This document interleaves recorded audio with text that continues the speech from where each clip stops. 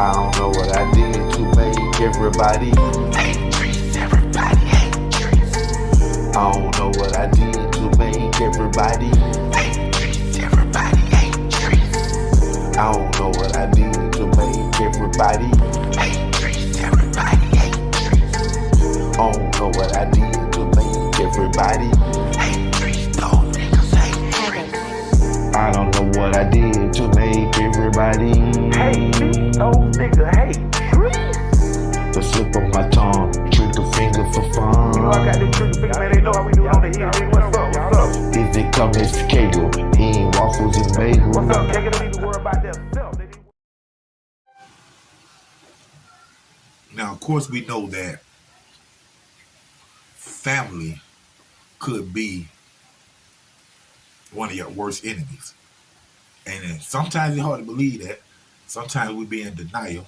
But like when a family member have a track record of doing spiteful things,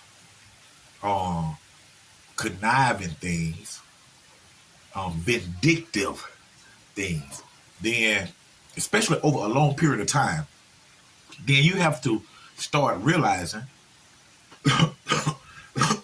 that your family member too is only human. And with that being said, you have to come out of that denial and really look at and accept that person for who that person is. Because we are all actors, like Denzel Washington. Denzel Washington acts in the movie when he was a dirty cop. He acts like a dirty cop. He acts like the millions of dirty cops that's in this world today, meaning that's their regular life. They're not acting. That's the way that they are. And people sometimes can fool you and act a certain way to benefit them. You know what I'm saying? They can act like they like you. Just like in a relationship, a guy could act like he looked like this girl for the next 6 months just to sleep with her. But in actuality, he never liked her. You know what I'm saying? But he can act like he can. And your family members could do the same. You're not responsible or in charge of who you're related to. You can't help that.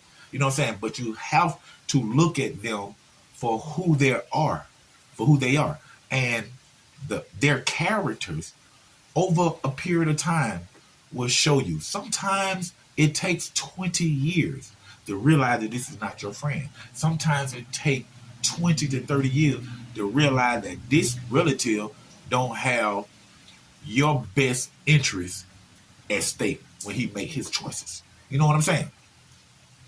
And me, myself, I have come to realize that I do have vindictive, spiteful, selfish people in my own unique family. You know what I'm saying? I was taught by my grandmother to see these things. You know what I'm saying? And what my problem was I closed a blind eye when I seen these things within my family. You know what I'm saying? No, he ain't like that. No, she's not like that. No, things of that nature. But 2024, everybody is who they are, man. And they can't help that. Some people change, some people don't. And that's just the way life rolls, man. And to be more in detail, I remember I was 14 years old, just turned 15. No, I was 14 actually, when Tri-City Narcotics raided my mama's house. I had drugs in them. They found 80 hits of crack cocaine in my possession. They found like 4.5 ounces of crack cocaine upstairs in the master bathroom in the toilet trying to be flushed. I took the charge, but tried to, but I couldn't. They gave it to my mama as well. You know what I'm saying? So I had both charges. Possession with intent to distribute, manufacturing a drug house. Then they charged us with occupying a drug house within 1,000 range of a school zone. You know what I'm saying? And a few more charges, man. I can't remember all of them, but I didn't know them was the main charges. Possession with intent to distribute, manufacturing a drug house, occupying a drug house within 1,000 feet from a school zone. So those was heavy, big charges. You know what I'm saying? And like I always told y'all, the firstborn grandson, the oldest grandson. Big shots out to big cool Francis Knox. And the thing about Francis too, this stuff I'm telling, Francis, no, she witnessed a lot of this stuff herself. You know, she big cool. But I go to juvie. My mama, got locked up too, but she got right out. Within a week or so, she was out. And of course, I had open cases. Stolen car here, aggravated assault on a police officer, and now these big charges right here. Now I'm back in juvie. And my grandmother, Miss Knox, Freddie Mae Knox, my grandmother, she was worried about me. And she was sad and she was hurt that I was in that place like that. And, it wasn't no way I could get out. Of course, we all know when you're a juvie, the only person who can get you out of juvenile is your parents. And once you keep going so many times, they commit you to the state. These days, you in defects custody. So when you in defects custody, the state custody, you have a court service worker, meaning like a counselor, an agent, a probation officer type person that oversees everything about your delinquency. And if you get in any trouble during the time that you're in the state's custody, she is the only person who can come and get you out if she feels the needs to. And that's how it goes. And in this case, I wasn't on any probation and wasn't committed to the state yet. But of course, I couldn't get out because I had been in so many times. And they wouldn't let my mother get me back out. And of course, she was a co-perpetrator on this case with me. You know what I'm saying? So of course, they weren't going to let her come and get me out. So what happened is, my mama brother goes to his mother, who, old lady, who's, well off with money, the Knox family, of course, the Mobley family. And he knew that she had tens of thousands of dollars stacked up. You know what I'm saying? Not even in the bank. You know what I'm saying? Because her family, they didn't believe in banks, You'll find, like when my great granddaddy died, her dad, they found like 20, 30,000, in his closet somewhere. You know what I'm saying? In Palmetto, Georgia. So they know my grandma had that money and had money from, the land and stuff that he left her. So with her being vulnerable and sad that her, grandson is in this type of situation, her son, my uncle, prayed on that. This is his mother. He prayed on that, man. And when he seen the weakness, he went in for the strike. And what he did will amaze y'all. To discuss y'all. And it just like who do things like this, man. You know what I'm saying? But that's the way they are. That's the characters. Dim back then is dim now. He went to her and told her that he could get me out of juvenile. Was the first lie that he told his mother at a grown age. We talking about late 20s, early 30s. You know what I'm saying? Meaning he knew better. But he told her he could get me out of jail. And her eyes probably brightened up big as Pumpkin Brewster. And rainbow bright. And she said, you can. And she asked him or whatever they talked about.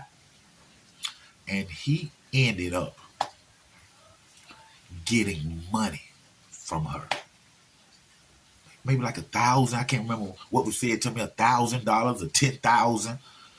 But he made it as if he can get me out of jail right now, out of juvie, if she was to get him this money, a couple stacks or whatever. And she, with no question asked. And of course, he's supposed to be the poster child too. So at this time, he don't tell lies and things, and he don't do any wrong. That's what we thought too at a time. You know what I'm saying? But he get that money from his elderly mother and never come and get me out of juvenile. This is, my mother's brother, little brother. You know what I'm saying? He don't come and get me out of juvenile. He takes his mother, my grandmother's money, and run off with it and spend that shit. And you know what? Right now to this day, anything my grandmama asks for or she needs something, he's there. He gonna handle that. But you know what? You can't make that go away by thinking you can go do this stuff right here to make it go away. See, you can't have that in your head and in your heart. This is the reason why I'm doing this. Because I stole from her, or I did this to him, or I did this to her. So let me do this to make that better. It doesn't work that way. Because you doing it here and here because you did that, and to make it less hurtful for that person, whatever you done to them.